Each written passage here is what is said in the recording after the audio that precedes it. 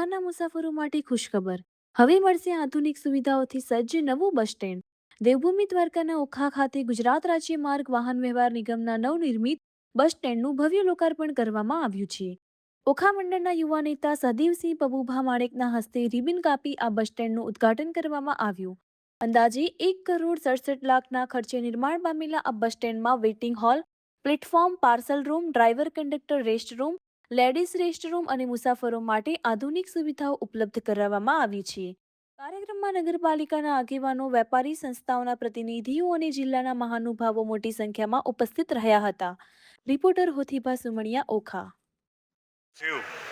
આજે ઓખા ખાતે ગુજરાત સરકાર દ્વારા એક નવનિર્માણ જે ઓખા ગામને જરૂરિયાત હતી નવા બસ સ્ટેન્ડની, તો આજે નવનિર્મિત બસ સ્ટેન્ડનું ઉદ્ઘાટન કર્યું છે. અને જૂનું જે બસ સ્ટેન્ડ હતું, લગભગ 42-45 વર્ષ થયા ઓખામાં જે જૂનું બસ સ્ટેન્ડ હતું જર્જરિત, એને નવનિર્માણ કરી અને તમામ હાઈટેક ફેસિલિટીઓ છે. અને લેડીઝ માટે, મહિલાઓ માટે, બધા માટે આરામ રૂમ પણ બનાવવામાં આવ્યા છે, સારા શૌચાલયો છે. અને ઓખામાં લગભગ 38થી 40 જેટલી બસો અહીંયા આવતી હોય છે.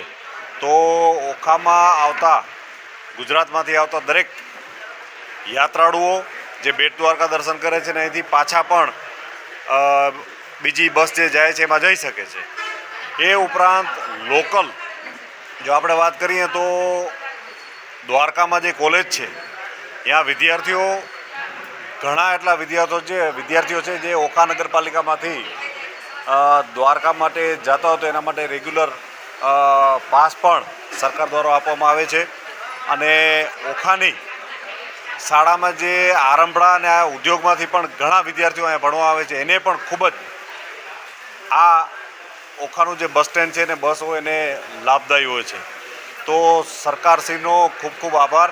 અને ઓખાને પણ ખૂબ ફાયદા થયા છે કે જેમાં આપણે જોઈએ કે બેટ દ્વારકામાં બ્રિજ બન્યા પછી આ ઓખા આપણે જ્યાં ઊભા છીએ એ બસ સ્ટેન્ડની બાજુમાં જ એક નવું ઓખા ગામને સરકારશ્રી દ્વારા ઓવરબ્રિજ આપવામાં આવ્યું છે, જેનું હમણાં જ લોકાર્પણ એનું પણ કરવામાં આવશે. પણ આજે એક ખૂબ આનંદની વાત છે ઓખાવાસીઓ માટે અને ઓખા નગરપાલિકા માટે અને તમામ યાત્રાળુઓ જે બેટ દ્વારકામાં આવે છે એને આ નવા બસ સ્ટેન્ડનો લાભ મળશે. શિવ. મારું નામ બીસી જાડેજા, વિભાગીય નિયામક જીએસઆરટી જામનગર ડિવિઝન. આજરોજ ઓખા નવીન બસ સ્ટેશનનું લોકાર્પણની કાર્યક્રમ છે એ સંપન્ન કરવામાં આવેલ છે. ઓખા નવીન બસ સ્ટેશન કુલ 1,67,00,000ના ખર્ચે આરસીસી ફ્રેમ સ્ટ્રક્ચરવાળું બાંધકામ છે એ કરવામાં આવેલું છે. કુલ 4 પ્લેટફોર્મ છે એ ફાળવવામાં આવેલ છે. અને પૂછપરછની બારી જે ઇન્ક્વાયરી વિન્ડો છે એ પ્રવાસી જનતા માટે પીવાના પાણીની ફેસિલિટી, ટોયલેટ બાથરૂમની ફેસિલિટી, લેડીઝ જેન્ટ્સ માટે અલગ ટોયલેટ બાથરૂમની ફેસિલિટી, તદુપરાંત પાર્સલ રૂમની સુવિધા આપવામાં આવેલ છે તથા એક સ્ટોલ છે એ પણ પ્રોવાઈડ કરવામાં આવેલો છે. બસ સ્ટેશનના જે પ્લેટફોર્મ એરિયા છે ત્યાં આરસીસી નીચેનું ફ્લોરિંગ છે એ કરવામાં આવેલું છે. અને તેની આજુબાજુનો એરિયા છે એ પેવર બ્લોકવાળો છે, એ આખું કમ્પ્લીટ બાઉન્ડ્રી સુધીનો કમ્પ્લીટ કરીને તૈયાર કરવામાં આવેલો છે. અમારા જે ઓખા બસ સ્ટેશનની અંદર હાલમાં 30થી 35 બસો છે એનું સંચાલન દૈનિક સવારથી લઈ અને સાંજ સુધી કરવામાં આવે છે. તદુપરાંત 7થી 8 બસો છે એ night halt Okha bus station ખાતે કરે છે કે જે બસો રાત્રિ રોકાણ કરી અને સવારે એના રૂટ ઉપર પાછી પ્રસ્થાન કરી અને ગંતવ્ય સ્થાને પ્રવાસીઓને પહોંચાડે છે. અમારા ડ્રાઈવર કંડક્ટર માટે પણ લેડીઝ જેન્ટ્સ માટે અલગ અલગ રેસ્ટરૂમની સુવિધા છે એ પણ આમાં પ્રોવાઈડ કરવામાં આવેલી છે.